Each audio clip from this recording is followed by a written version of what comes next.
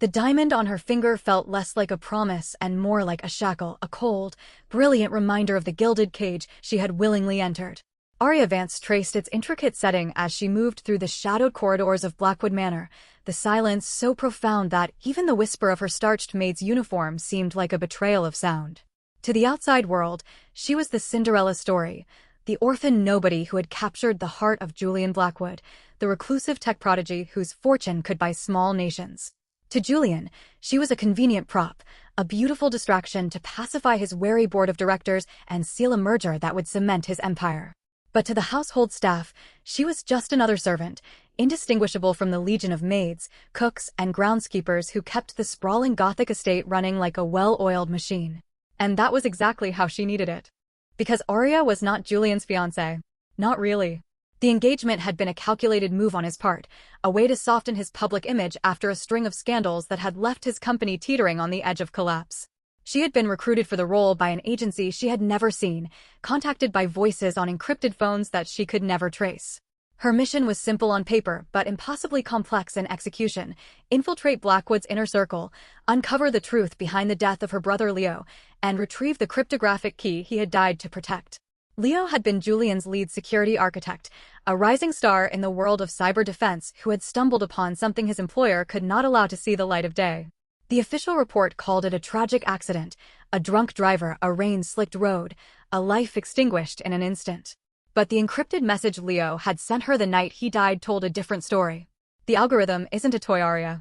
It's a weapon. He's not who he says he is. Trust no one. Find the key. It's hidden where he keeps his darkest secrets. The house knows. The house remembers. That had been 6 months ago. 6 months of playing the doting fiancé, of enduring Julian's possessive touches and cold, calculating kisses. 6 months of scrubbing floors and polishing silverware alongside the other maids, learning every creak and whisper of the ancient mansion that Julian called home. 6 months of searching, of hoping, of slowly losing herself in the labyrinth of lies she had constructed. But tonight, the storm raging outside the Gothic windows felt like an omen, a harbinger of the reckoning that had been building since the moment she had stepped through Blackwood's iron gates. The rain lashed against the leaded glass like 1,000 angry fists, and the wind howled through the eaves with a mournful wail that seemed to echo the despair in her own heart. Aria paused in the hallway, her hands trembling slightly as she clutched the silver polishing cloth she had been using to buff the already immaculate sconces. The manor was a labyrinth of dark wood paneling, faded tapestries, and portraits of Julian's ancestors, stern-faced men and women who seemed to watch her every move with silent judgment. She had grown accustomed to their accusing stares over the months, but tonight, they felt different. More alive. More knowing. She had been so close. Just yesterday, she had discovered a hidden compartment in the library's ancient globe, a secret she had unearthed after weeks of painstaking research into the mansion's architectural blueprints. The compartment had been empty, but the discovery had confirmed her suspicion. Blackwood Manor was riddled with secrets, passages, and rooms that did not appear on any official plan. Leo's message echoed in her mind. The house knows. The house remembers. She was certain the key was here, somewhere in this labyrinth of shadows and lies. She just had to find it before Julian grew suspicious. But Julian was already suspicious. She could see it in the way his icy blue eyes followed her every move, in the way his questions about her past grew more pointed, more probing with each passing day. He was a man who trusted no one, and for good reason. His entire empire had been built on a foundation of manipulation and control. Aria had learned to read him over the months, to anticipate his moods and navigate his mercurial temper. But tonight, something was different. The storm had awakened something in him, a restless energy that made her skin crawl. She found him in the study, as she always did at this hour, a glass of amber scotch in his hand and his gaze fixed on the roaring fire. He was a striking figure, tall and broad-shouldered, with dark hair that fell across his brow in careless waves and a jaw that could have been carved from marble. But it was his eyes that truly unsettled her, eyes that could shift from warm honey to cold steel in the space of a heartbeat. Tonight, they were steel. "You work too hard, Aria," he said without turning around, his voice a silken purr that sent a chill down her spine. "One would think you prefer the mop to my company." She forced a polite smile, her fingers tightening around the polishing cloth. "I like to keep busy, Mr. Blackwood." "Julian," he corrected, finally turning to face her. He rose from his leather armchair with the fluid grace of a predator, his movements unhurried but purposeful. He crossed the room in a few long strides, closing the distance between them until she could smell the faint notes of his cologne mingled with the sharp tang of whiskey. After all this time, you still insist on formality. It's almost as if you're trying to keep me at arm's length. Old habits, she murmured, dropping her gaze. It was easier to lie when she wasn't looking into those piercing eyes. Old habits, he repeated, his voice dripping with amusement. You're full of those, aren't you, Aria? Old habits. Old stories. A past you never seem to want to discuss. He reached out, his fingers brushing a strand of hair from her face with a tenderness that felt more menacing than any threat. You never told me where you grew up. What your parents did. Whether you have any siblings. His hand lingered on her cheek, and she forced herself not to flinch. You're a mystery, my dear. I find it intriguing. And a little unsettling. There's not much to tell, she said, keeping her voice steady. My past is boring. Is it? He tilted his head, studying her like a scientist examining a particularly perplexing specimen. Or is it just a very well-crafted story? Before she could respond, the study door, which he had left ajar, swung open with a violent creak. Mrs. Crumble, the ancient and terrifying head housekeeper, stood in the doorway, her wrinkled face ashen and her hands trembling. She had been with the Blackwood family for over 40 years, a relic of a bygone era who ruled the household with an iron fist and a sharp tongue. But tonight, she looked like she had seen a ghost. Mr. Blackwood, she croaked, her voice barely above a whisper. There's something you must see. Julian's posture stiffened, his hand dropping from Aria's face. The warmth in his eyes vanished, replaced by a cold, predatory alertness. What is it, Mrs. Crumble?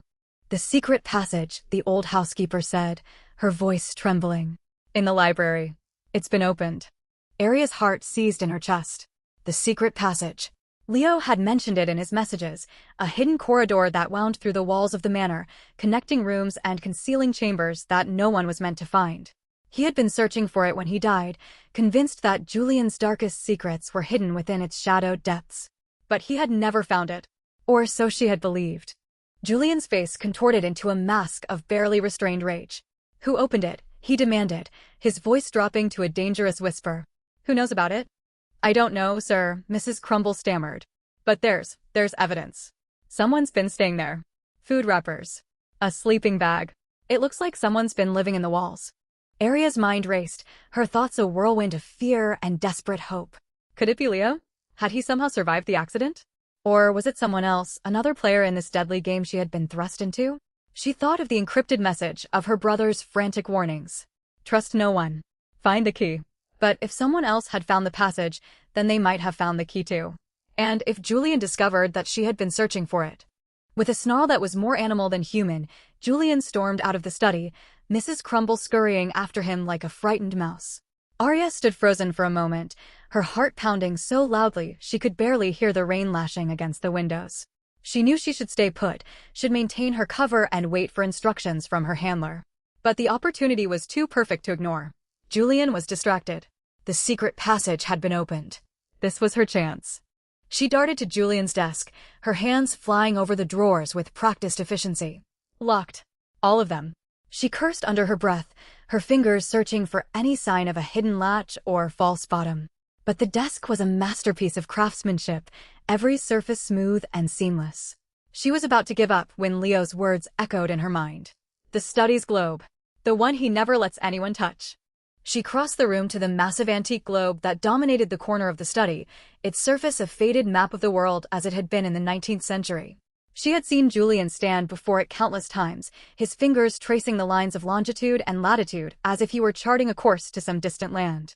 She had always assumed it was just a decoration, a piece of art to impress his guests. But now she knew better. She placed her hands on the globe's axis, her fingers trembling as she twisted. At first, nothing happened. She tried again, harder this time, and felt a faint resistance give way. There was a click, and then the soft grinding of hidden gears. A section of the wall behind the globe slid open, revealing a small velvet-lined compartment. Inside, nestled like a jewel in a crown, was a single black USB drive. Her breath caught in her throat. The key. Leo's key. The algorithm that Julian had killed to protect. She snatched it from the compartment, her fingers numb with shock and triumph. It was small and unassuming, no different from 1,000 other USB drives she had seen in her life. But she knew what it contained, the code that could bring down a billionaire's empire and expose the truth about her brother's death. She turned to leave, her heart singing with victory. But as she took her first step toward the door, a floorboard creaked behind her. The sound was soft, almost imperceptible, but in the oppressive silence of the study, it was deafening. She whirled around, the USB drive clutched tightly in her palm. Julian was standing in the doorway. He was no longer wearing his mask of calm charm. His face was twisted with rage, his eyes burning with a cold, terrifying fury that made her blood run cold. In his hand, he held a sleek black pistol, the barrel glinting in the firelight. "So," he said, his voice a low, dangerous whisper that cut through the storm like a blade. "It was you. My little cleaning lady. Leo's sister." He stepped into the room, his movements slow and deliberate, like a predator toying with its prey. "I knew you were too good to be true. The perfect fiancé. The perfect maid. The perfect little actress." Aria's mind raced, her thoughts a chaotic whirl of fear and desperation. She had no weapon, no plan B, no way out. She was trapped in a room with a killer, the walls closing in around her like a coffin. "Leo was an idiot," Julian continued, circling her with a predator's grace. "He stumbled onto something he shouldn't have. He thought he could blackmail me, that he could use the algorithm to buy his way to freedom." He laughed, a hollow, chilling sound that echoed off the walls. "He was wrong. And now you've made the same mistake. The algorithm is a weapon. My weapon. A way to control the global financial markets, to bend the world to my will. And you, my dear, are a loose end that needs to be tied up." He raised the gun, his finger tightening on the trigger. Aria's life didn't flash before her eyes. Instead, she saw Leo's face, hopeful and scared in his final message. Find the key. Trust no one. She had failed him. She had failed the mission. She was going to die in this gilded tomb, another victim of Julian's insatiable ambition. But then, a figure materialized from behind the heavy velvet curtains. It was Arthur, the mild-mannered butler who had been with the Blackwood family for as long as anyone could remember. He was a quiet, unassuming man, always hovering in the background with a tray of refreshments or a polite cough. Aria had never paid him much attention, dismissing him as just another cog in the machinery of the manor. But now, his posture was different. Gone was the obsequious hunch of a servant. In its place was the coiled readiness of a man who had been trained to kill. His eyes, once dull and uninterested, were sharp and predatory. "Put the gun down, Julian," Arthur said, his voice devoid of its usual decorum. "The game is over." Julian's eyes widened in shock, his gun wavering for just a moment. "Arthur? What is the meaning of this? You're supposed to be watching the library." "I'm not your butler, Julian," Arthur said, stepping fully into the light. He pulled a badge from his inner pocket, the metal glinting in the firelight. "Federal agent. I've been building a case against you for conspiracy, fraud, and murder for the last 2 years. Miss Vance and I, we're partners." Aria's jaw dropped. Arthur was her handler? The voice on the phone, the shadowy figure who had recruited her for this mission? It couldn't be. She had never met her handler in person, had always assumed they were a faceless bureaucrat sitting in some sterile office in Washington. But this was a secret even she hadn't known. The suspicion that Julian had whispered in her ear echoed in her mind. Is it just a very well-crafted story? She was a pawn, not just in Julian's game, but in the agency's. A disposable asset to be used and discarded. Julian laughed, the sound hollow and chilling. 2 years? How poetic. It seems my entire household was built on a foundation of lies. My fiancé is a spy. My butler is a federal agent. Who else is hiding in the shadows? The cook? The gardener? He kept the gun trained on Aria, but his attention was now fixed on Arthur, his eyes calculating, searching for an opening. "You're cornered, Julian," Arthur said, his voice steady despite the gun trained on his partner. "The mansion is surrounded. There's no way out." But Julian wasn't listening. His eyes had shifted to the USB drive in Aria's hand, a glint of desperate greed flickering in their depths. "The key," he murmured. "You have the key. Give it to me, and I'll let you live." "I can't do that," Aria said, her voice surprisingly steady. "Leo died for this. I won't let his sacrifice be in vain." "Leo was a fool," Julian spat. "He thought he could outsmart me. He thought he could use the algorithm to buy his freedom. But he was wrong. And now you're going to join him." He raised the gun, his finger tightening on the trigger. In that moment, time seemed to slow. Aria saw the tension in Arthur's shoulders, the faint twitch of Julian's finger, the flicker of movement behind the velvet curtains. And in that heartbeat of suspended time, she made a choice. Instead of trying to run, she threw the heavy brass candlestick from the desk directly at the light switch on the wall. The room plunged into darkness. A shot rang out, the flash blindingly bright for a fraction of a second. A thud, a groan of pain. Another shot, and then silence. The room was still. Aria's heart pounded so loudly she was sure it would give away her position. She crouched behind the desk, her fingers still clutched around the USB drive, her breath coming in ragged gasps. She heard someone fumbling in the darkness, a curse, the click of a light switch. The lights flickered back on. Julian lay on the floor, clutching his arm, the gun skittered away from him. A dark stain spread across his white shirt, but the wound wasn't fatal. He was alive, his eyes blazing with hatred as he glared at the woman who had betrayed him. Arthur was on his knees, a red stain spreading across his side. He had been shot, the bullet catching him in the ribs. But he was still alive, his face pale but determined. But the final shot, it had come from the hidden room behind the globe. A new figure emerged, a woman with a sharp bob and a cold, predatory smile. She wore a sleek black dress, completely out of place in the mansion. It was Julian's personal assistant, the one who had always been so silent and efficient. Aria had seen her 100 times, her eyes always fixed on her tablet, her lips always pressed in a thin line of concentration. She had never thought twice about her, had dismissed her as just another cog in Julian's machine. But now the woman held a smoking gun, and her eyes were gleaming with triumph. "You were right, Julian," she said, her voice devoid of emotion. "The algorithm is a weapon. And now that I have the drive, I can complete my transaction with the buyer." She stepped over Julian's prone form, her heels clicking against the hardwood floor. Julian stared at her, his face a mask of shock and betrayal. Even he, the master manipulator, had been double-crossed. "Mara," he breathed. You were working for them all along?" "Don't look so surprised," Mara said, her smile widening. "You're not the only one who knows how to play the long game. The Chimeran Group pays very well for assets like you. And now I have the algorithm. I have the key. And I have a very lucrative deal waiting for me in Moscow." She turned to Aria, her gun pointed directly at her chest. "Agent Vance. The drive, if you please." Aria looked at the USB drive in her hand. It was the key to everything. The key to her brother's murder. The key to a global financial catastrophe. And now, the key to her own survival. Her world was a web of double crosses, a house of mirrors where no one was who they seemed. She was a billionaire's fiancé, a maid, a federal agent, and a pawn in a game far larger than she had ever imagined. And now she had to decide who she was going to be to survive. "You can't have it," she said, her voice steady despite the trembling in her hands. Mara laughed, a cold, brittle sound. "You're in no position to bargain, Agent Vance. Give me the drive, or I'll kill you where you stand. Then I'll kill your partner. Then I'll kill Julian. And then I'll walk out of here with the algorithm, and no one will ever know what happened tonight." "You're wrong," Aria said, her mind racing. "You might kill us. You might take the drive. But you won't escape. The mansion is surrounded. Arthur's agents are everywhere. You're trapped." "Then I'll die fighting," Mara said, her finger tightening on the trigger. "But I'll take you with me." In that moment, Arthur moved. Despite his wound, he lunged forward, tackling Mara to the ground. The gun went off, the bullet burying itself in the ceiling.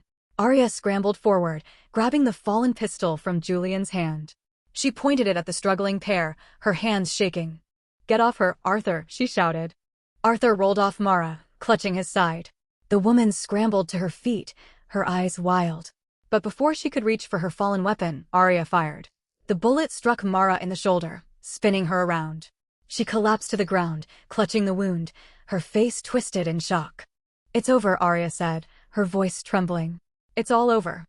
She looked at the USB drive in her hand. The key. Leo's key. The key to everything. She had done it. She had found the algorithm. She had exposed Julian's crimes. She had avenged her brother. But as she stared at the drive, she felt a cold weight settle in her chest. She had won the battle, but the war was far from over. The Chimeran Group was still out there, hunting for the algorithm. And she was now a target, a woman who knew too much, a loose end that needed to be tied up. Julian lay on the floor, his eyes fixed on her with a mixture of hatred and grudging respect. "You're not what you seemed, Aria," he said, his voice weak but still laced with venom. "You're a better liar than I ever gave you credit for." She looked down at him, her heart heavy with conflicting emotions. She hated him. She hated him for what he had done to Leo, for the years of manipulation and control, for the way he had made her feel like a pawn in his game. But she also pitied him. He was a man who had everything, and yet he had nothing. He had wealth, power, and influence, but he had never known what it meant to be loved. He had surrounded himself with lies, and now those lies were consuming him. "It's over, Julian," she said, her voice soft. "You're going to prison. And the algorithm is going to be destroyed." "You think destroying the algorithm will solve anything?" Julian laughed, a hollow, bitter sound. "You think you've won? You've only scratched the surface, my dear. The Chimeran Group is just the beginning. There are others out there, others who know about the algorithm, others who want it. You can destroy the drive, but you can't destroy the knowledge. You can't destroy the hunger. There will always be someone willing to kill for what I've created." Aria stared at him, a chill running down her spine. She knew he was right. The algorithm was a weapon, and weapons couldn't be uninvented. Even if she destroyed the drive, the knowledge would remain, buried in Julian's mind, or in the minds of others who had worked on the project. The hunger for power would always exist, and there would always be someone willing to kill to satisfy it. But that was a problem for another day. Tonight, she had done what she had set out to do. She had found the key. She had avenged her brother. And she had escaped the gilded cage that Julian had built for her. As the agents flooded into the room, their weapons trained on the wounded figures on the floor, Aria sank to her knees, the USB drive clutched to her chest. The storm was still raging outside, the rain lashing against the windows like 1,000 angry fists. But inside, the silence was deafening. She had won. But the cost had been higher than she had ever imagined. She had lost her brother. She had lost her innocence. And she had lost the one person she had trusted in this dark, twisted game, herself. But as she looked at the USB drive in her hand, she knew that she had also found something. She had found the truth. She had found justice. And she had found the strength to keep fighting, no matter what came next. The mansion was quiet now, the echoes of gunfire fading into the storm. Aria rose to her feet, her legs trembling. She looked at the bodies on the floor, at the wreckage of the study, at the chaos that had been unleashed in a single, fateful night. She had come to Blackwood Manor as a maid, a fiancée, a spy. But she was leaving as something else entirely. She was a survivor. And she would never stop fighting.